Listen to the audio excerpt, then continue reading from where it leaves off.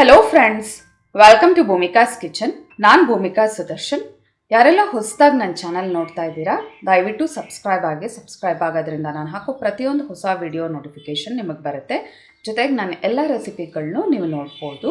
ಇವತ್ತಿನ ರೆಸಿಪಿ ಬಂದು ಎಲ್ಲ ರೆಸಿಪಿಗಳಿಗೂ ಈಸಿ ಆಗುವಂಥ ಹುಣಸೆಹಣ್ಣಿನ ಪೇಸ್ಟ್ ಮಾಡೋದು ಹೇಗೆ ಅಂತ ಹೇಳ್ಕೊಡ್ತಾ ಇದ್ದೀನಿ. ಈ ಬ್ಯಾಚುಲರ್ಸ್ಗಳಿಗೆ ಅಥವಾ ಇಬ್ಬರು ಮೂವರು ಇರೋ ಅಂಥವ್ರಿಗೆ ತುಂಬ ಕಮ್ಮಿ ಕ್ವಾಂಟಿಟಿಯಲ್ಲಿ ಹುಣಸೆಹಣ್ಣ ನೆನೆಸಿ ಅದನ್ನ ಕಿವುಚಿ ಸಾಂಬಾರ್ಗಾಗಲಿ ಇರಲಿ ಚಟ್ನಿಗಾಗಿರಲಿ ಉಪಯೋಗಿಸ್ಬೇಕಾಗುತ್ತೆ. ಅದರಲ್ಲಿ ಸ್ವಲ್ಪ ಮಿಗುತ್ತೆ, ಫ್ರಿಜ್ಗೆ ಎತ್ತಿಡಬೇಕು, ಆ ಥರ ಎಲ್ಲ ಇರುತ್ತೆ. ಅಂಥವ್ರುಗಳಿಗೆ ಈ ಥರ ಪೇಸ್ಟ್ ಮಾಡಿ ಇಟ್ಕೊಂಬಿಟ್ರೆ ಜಸ್ಟ್ ಒಂದು 1/4 ಟೀ ಸ್ಪೂನು ಅಥವಾ ಅರ್ಧ ಟೀ ಸ್ಪೂನ್ ಹಾಕಿದ್ರೆ ಸಾಕು. ನಿಮ್ಮ ಸಾಂಬಾರ್ಗಾಗಲಿ ಚಟ್ನಿಗಾಗಲಿ ಯಾವುದೇ ನೀವು ಹುಣಸೆಹಣ್ಣು ಪದಾರ್ಥ ಉಪಯೋಗಿಸ್ತೀರಲ್ಲ ಅದಕ್ಕೆ ಈ ಪೇಸ್ಟನ್ನ ಉಪಯೋಗಿಸ್ಕೋಬೋದು.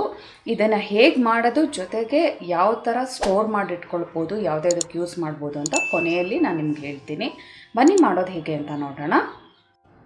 ಮೊದಲು ಹುಣಸೆಹಣ್ಣು ಪಲ್ಪ್ ಮಾಡೋದಕ್ಕೆ ಒಂದು 100-150 ಗ್ರಾಮ್ಸ್ ಅಷ್ಟು ಹುಣಸೆಹಣ್ಣು ತೊಗೊಂಡಿದ್ದೀನಿ. 100 ಅಥವಾ 150 ಗ್ರಾಮ್ ಅಷ್ಟು ದಪ್ಪು ಮೋಸಂಬಿ ಗಾತ್ರದ್ದು ಅರ್ಧ ಲೀಟ್ರಷ್ಟು ನೀರು ಹಾಕ್ತಾಯಿದ್ದೀನಿ.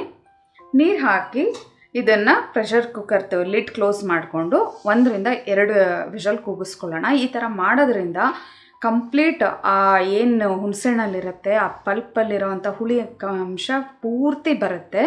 ಅದಕ್ಕೋಸ್ಕರ ಈ ಮೆಥಡಲ್ಲಿ ಮಾಡ್ತಿರೋದು. ನೀವು ಬಿಸಿನೀರಲ್ಲಿ ಕೂಡ ನೆನೆಸಿಡ್ಬೋದು. ಬಿಸಿನೀರಿಗಿಂತ ಈ ಥರ ಪ್ರೆಷರ್ ಕುಕ್ಕರಲ್ಲಿ ಕೂಗಿಸಿ ನಂತರ ನೀವು ಹುಳಿ ತೆಗೆದು ನೋಡಿ, ನಿಮಗೆ ತುಂಬಾ ಹುಳಿ ಸಿಗುತ್ತೆ ಅದರಲ್ಲಿ.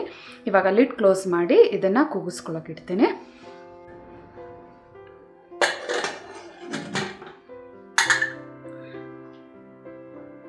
ಲಿಡ್ ಕ್ಲೋಸ್ ಮಾಡಿಕೊಂಡು 2 ವಿಷಲ್ ಕೂಗಿಸ್ಕೊಳ್ತೀನಿ. ಪ್ರೆಷರ್ ಬಿಟ್ಟಿದೆ.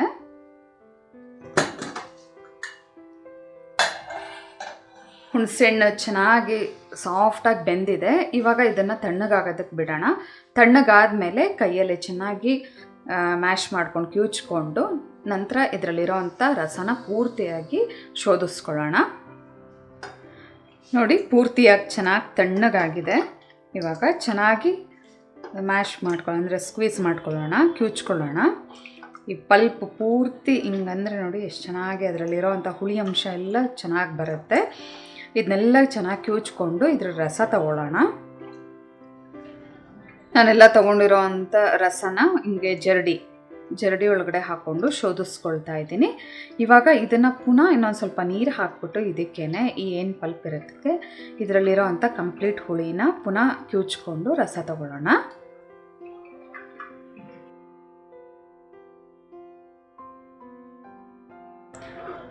ನೋಡಿ, ನಾವು ಬಿಸಿನೀರಲ್ಲಿ ಹಾಕಿ ನೆನೆಸಿದ್ರೆ ಇಷ್ಟು ಚೆನ್ನಾಗಿ ಹುಳಿ ಬರೋದಿಲ್ಲ. ಇವಾಗ ಕುಕ್ಕರಲ್ಲಿ ಕೂಗಿಸಿರೋದ್ರಿಂದ ಇಷ್ಟು ಚೆನ್ನಾಗಿ ಹುಳಿ ಬಂದಿದೆ. ಇವಾಗ ಇದನ್ನು ಇನ್ನೊಂದು ಪಾತ್ರೆಗೆ ಹಾಕ್ಕೊಂಡು ಇದರಲ್ಲಿರುವಂಥ ಹುಳಿ ಅಂಶನೂ ಚೆನ್ನಾಗಿ ಕಿವುಚಿ ತೊಗೊಳ್ತೀನಿ. ಇದಕ್ಕೆ ಇನ್ನೊಂದು ಅರ್ಧ ಲೋಟದಷ್ಟು ನೀರು ಹಾಕ್ಕೊಳ್ತೀನಿ.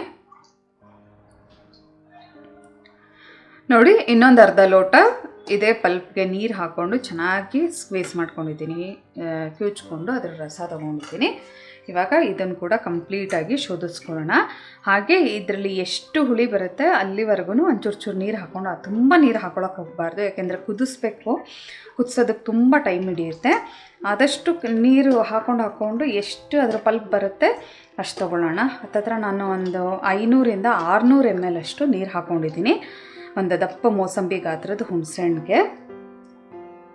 ನೋಡಿ, ಆಲ್ಮೋಸ್ಟ್ ಎಲ್ಲ ಬಂದಿದೆ. ಇನ್ನೇನಿಲ್ಲ, ನಾವು ನೀರು ಹಾಕಿದ್ರೆ ಏನಷ್ಟು ಸಿಗಲ್ಲ ಇದರಲ್ಲಿ.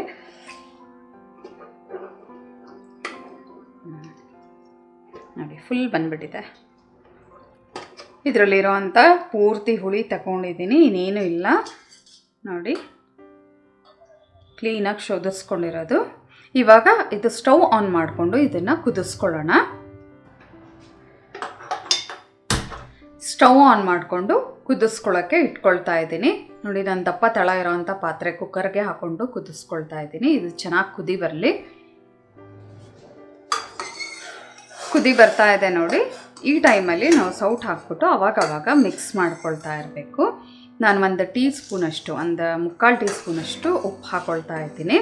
ಉಪ್ಪು ಹಾಕೋದ್ರಿಂದ ಒಂದು ಪ್ರಿಸರ್ವೇಟಿವ್ ಥರ, ಜೊತೆಗೆ ಜಾಸ್ತಿ ದಿನ ಇಡ್ಬೋದು ಇದನ್ನು. ಚೆನ್ನಾಗಿ ಮಿಕ್ಸ್ ಮಾಡ್ಕೊಳ್ಳೋಣ. ಉಪ್ಪು ಜೊತೆಯಲ್ಲಿ ಬೆಲ್ಲ ಕೂಡ ಹಾಕ್ತಾರೆ, ಆದರೆ ನಾನಿಲ್ಲಿ ಬೆಲ್ಲ ಹಾಕ್ತಾ ಇಲ್ಲ. ಕಾರಣ ನಾವು ಎಲ್ಲ ಸಾಂಬಾರುಗಳಿಗೂ ಬೆಲ್ಲ ಹಾಕಲ್ಲ, ಬರೀ ರಸಮ್ಮು ಬಸ್ಸಾರು ಇಂಥದಕ್ಕೆ ಮಾತ್ರ ಬೆಲ್ಲ ಹಾಕ್ತೀವಿ.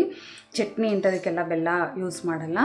ನಾನು ಅದಕ್ಕೆಲ್ಲ ಈ ಪಲ್ಪ್ ಯೂಸ್ ಮಾಡೋದ್ರಿಂದ ನಾನು ಬೆಲ್ಲ ಯೂಸ್ ಮಾಡ್ತಿಲ್ಲ. ಬೇಕಿದ್ದರೆ ನೀವು ಈ ಟೈಮಲ್ಲಿ 1 ರಿಂದ 2 ಟೇಬಲ್ ಸ್ಪೂನ್ ಹತ್ತಿರ ಬೆಲ್ಲ ಕೂಡ ಹಾಕೋಬೋದು ನೀವು.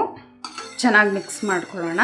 ಮಧ್ಯ ಮಿಕ್ಸ್ ಮಾಡ್ಕೊಂಡು ಒಂದು 15 ರಿಂದ 20 ನಿಮಿಷನಾದರೂ ಬೇಕು ಈ ಹುಣಸೆಹಣ್ಣು ಗಟ್ಟಿ ಬರೋದಕ್ಕೆ, ಹುಣಸೆಹಣ್ಣು ರಸ ಗಟ್ಟಿ ಬರೋದಕ್ಕೆ. ಅಲ್ಲಿವರೆಗೂ ಮಧ್ಯ 1 2 ನಿಮಿಷ 3 ನಿಮಿಷಕ್ಕೊಂದೊಂದು ಸಲ ಈ ಥರ ಮಿಕ್ಸ್ ಮಾಡ್ಕೊಳ್ಳೋಣ, ಇಲ್ಲಾಂದರೆ ಉಕ್ಕೋಗುತ್ತೆ. ಮೀಡಿಯಮ್ ಟು ಹೈ ಫ್ಲೇಮಲ್ಲಿ ಕುದಿಸ್ಕೊಳ್ತೀನಿ. ಒಂದು 10 ನಿಮಿಷ ಕುದಿಸ್ಕೊಂಡಿದ್ದೀನಿ ನೋಡಿ. 10 ನಿಮಿಷ ಕುದಿಸ್ಕೊಂಡ್ಮೇಲೆ ಈ ಥಿಕ್ನೆಸ್ ಬಂದಿದೆ. ಇನ್ನೊಂದು 5 ನಿಮಿಷ ಕುದಿಸ್ಕೊಳ್ತೀನಿ. ಮೀಡಿಯಮ್ ಟು ಹೈ ಫ್ಲೇಮಲ್ಲಿ ನಾನು ಒಂದು 15 ನಿಮಿಷ ಕುದಿಸ್ಕೊಂಡಿದ್ದೀನಿ ನೋಡಿ. ಈ ಥಿಕ್ನೆಸ್ ಬಂದಿದೆ. ನಾನು ಏನು ಹುಳಿ ಹಿಂಡ್ಕೊಂಡಿದ್ದೆ ಎಲ್ಲ ಸ್ಕ್ವೀಸ್ ಮಾಡಿ ಅದರ ರಸ ತೊಗೊಂಡಿದ್ನಲ್ಲ, ಅರ್ಧದಷ್ಟು ಕಮ್ಮಿ ಆಗಿದೆ. ಇವಾಗ ನಾನು ಸ್ಟವ್ ಆಫ್ ಮಾಡ್ತಾ ಇದ್ದೀನಿ. ಇದೇನಪ್ಪ ಇಷ್ಟು ತೆಳುವಾಗಿದೆ ಅಂತ ಅಂದ್ಕೋಬೇಡಿ. ಇದು ತಣ್ಣಗಾದ ಮೇಲೆ ಫುಲ್ಲು ಒಂಥರ ಗಟ್ಟಿ ಥರ ಪೇಸ್ಟ್ ಥರ ಆಗುತ್ತೆ. ನಿಮಗೆ ಅದು ಪೇಸ್ಟ್ ಆದಾಗ ಹೇಗಿರುತ್ತೆ ಅಂತ ತೋರಿಸ್ತೀನಿ. ಜೊತೆಗೆ ಇದನ್ನು ಯಾವ ಥರ ಯೂಸ್ ಮಾಡೋದು ಅಂತ ಕೂಡ ಅವಾಗ ನನಗೆ ಹೇಳ್ತೀನಿ. ಹುಣಸೆಹಣ್ಣಿನ ಪೇಸ್ಟು ರೆಡಿ ಇದೆ ನೋಡಿ. ತಣ್ಣಗಾದ್ಮೇಲೆ ಎಷ್ಟು ತಿಕ್ಕಾಗಿದೆ. ನಿಮಗೆ ಬಿಸಿಲಿದ್ದಾಗ ಒಂಥರ ಲಿಕ್ವಿಡ್ ಫಾರ್ಮಲ್ಲಿ ಇತ್ತು, ಅದೇ ತಣ್ಣಗಾದ್ಮೇಲೆ ಇಷ್ಟು ಗಟ್ಟಿಯಾಗಿದೆ. ಫ್ರಿಜ್ಜಲ್ಲಿ ಇಟ್ಟರಂತೂ ಇನ್ನೂ ಗಟ್ಟಿಯಾಗುತ್ತೆ. ಜಸ್ಟ್ ಇದನ್ನು ನೋಡಿ, ನಾನು ತೋರಿಸೋ ಅಡುಗೆಗಳೆಲ್ಲ ಒಂದು 2 ಅಥವಾ 3 ಆಗೋಷ್ಟು ತೋರಿಸೋದು. ಇದರಲ್ಲಿ ಒಂದು 1/4 ಟೀ ಸ್ಪೂನ್ ಅಥವಾ ಅರ್ಧ ಟೀ ಸ್ಪೂನ್ ಹಾಕಿದ್ರೆ ಸಾಕು. ತುಂಬಾ ಕಾನ್ಸಂಟ್ರೇಟೆಡ್ ಆಗಿರೋದ್ರಿಂದ ತುಂಬ ಹುಳಿ ಬರುತ್ತೆ. ನಾವು ಮಾಡೋ ಅಂಥ ಎಲ್ಲ ಸಾಂಬಾರುಗಳು ಅಥವಾ ಯಾವುದೇ ಒಂದು ಗ್ರೇವಿಗೆ ನಾವು ಹುಣಸೆಹಣ್ಣಿನ ರಸ ಹಾಕ್ಬೋದು. ಅದು ತುಮ್ಮಕಾಯಿ ಅಥವಾ ಈ ಥರದಕ್ಕೆ ಚಟ್ನಿಗಳಿಗೆ, ಬಸ್ಸಾರಿಗೆ, ಅಥವಾ ನೀವು ಏನಾದರೂ ಇನ್ಸ್ಟೆಂಟಾಗಿ ಪಾನಿಪುರಿ ಮಾಡಬೇಕು ಅಂತ ಅಂದರೆ ಪಾನಿಗೆ ಕೂಡ ಈ ಹುಣಸೆಹಣ್ಣಿನದು ಪೇಸ್ಟ್ನ ಉಪಯೋಗಿಸ್ಕೋಬೋದು. ಇದನ್ನು ಒಂದು ಏರ್ಟೈಟ್ ಕಂಟೈನರ್ ಒಳಗಡೆ, ಗಾಜಿನ ಡಬ್ಬಿ ಅಥವಾ ಪ್ಲಾಸ್ಟಿಕ್ ಡಬ್ಬಿ, ಪ್ಲಾಸ್ಟಿಕಲ್ಲಿ ಆದಷ್ಟು ಯೂಸ್ ಮಾಡಬಾರ್ದು, ಗಾಜಿನದ್ರೊಳಗಡೆ ಹಾಕಿ ಸೇಮ್ ನಾವು ಉಪ್ಪಿನಕಾಯಿ ಯಾವ ಥರ ಬಳಸ್ತೀವಿ, ಒಂದು ಚೂರು ಒದ್ದೆ ಆಗಬಾರ್ದು. ಒದ್ದೆ ಏನಾದರೂ ಆಗಿಬಿಟ್ರೆ ಬೇಗ ಹೊಟ್ಟೋಗ್ಬಿಡುತ್ತೆ. ಒಂದು 2 ರಿಂದ 3 ತಿಂಗಳವರೆಗೂ ಇದನ್ನು ಸ್ಟೋರ್ ಮಾಡ್ಬೋದು. ನೋಡಿ, ಇಷ್ಟು ಕ್ವಾಂಟಿಟಿ ನಾನು ಒಂದು ಬೌಲ್ ತೋರಿಸ್ತಾ ಇದ್ದೀನಲ್ಲ, ಈ ಒಂದು 3/4 ಬೌಲೇ ನನಗೆ 15 ರಿಂದ 20 ದಿನದವರೆಗೆ ಬರುತ್ತೆ. ಯಾಕೆಂದರೆ ಅಷ್ಟು ಕಾನ್ಸಂಟ್ರೇಟೆಡ್ ಆಗಿರೋದು ಇದು. ಹುಣಸೆಹಣ್ಣು ಸಿಕ್ಕಿದಾಗ ಜಾಸ್ತಿ ಕ್ವಾಂಟಿಟಿಯಲ್ಲಿ ಇದನ್ನು ಮಾಡಿಟ್ಕೊಂಡ್ರೆ ಹತ್ತತ್ರ 3 ರಿಂದ 4 ತಿಂಗಳವರೆಗೂ ಸ್ಟೋರ್ ಮಾಡಿಟ್ಕೋಬೋದು. ಆದರೆ ಉಪಯೋಗಿಸೋದು ಮಾತ್ರ ಒದ್ದೆ ಕೈಯಲ್ಲಿ ಮುಟ್ಟಬಾರ್ದು, ಒದ್ದೆ ಸ್ಪೂನ್ನ ಹಾಕಬಾರ್ದು.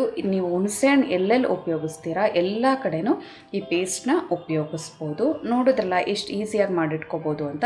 ಇನ್ನೊಂದು ಟಿಪ್ ಕೊಡೋದಕ್ಕೆ ನಾನು ಇಷ್ಟಪಡ್ತೀನಿ. ಗ್ಯಾಸ್ ಸ್ಟವ್ ಮೇಲೆ ತುಂಬ ನಿಧಾನ ಅನಿಸುತ್ತೆ.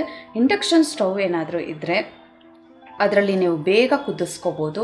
ನಿಮಗೆ ಏನು ಒಂದು 10-15 ನಿಮಿಷಕ್ಕೆಲ್ಲ ಗಟ್ಟಿ ಪೇಸ್ಟ್ ಆಗಿಬಿಡುತ್ತೆ. ಅಂದರೆ ಅರ್ಧ kg ಆ ಥರ ಜಾಸ್ತಿ ಕ್ವಾಂಟಿಟಿಯಲ್ಲಿ ಮಾಡಿದ್ರೂ ಒಂದು 15 ರಿಂದ 20 ನಿಮಿಷದಲ್ಲಿ ಇಂಡಕ್ಷನ್ ಸ್ಟವಲ್ಲಿ ಬೇಗ ಆಗೋಗ್ಬಿಡುತ್ತೆ. ನಾನಿವತ್ತು ನಿಮಗೆ ತುಂಬ ಕಮ್ಮಿ ಕ್ವಾಂಟಿಟಿಯಲ್ಲಿ ವಿಡಿಯೋಗೋಸ್ಕರ ಮಾಡಿ ತೋರಿಸಿರೋದು.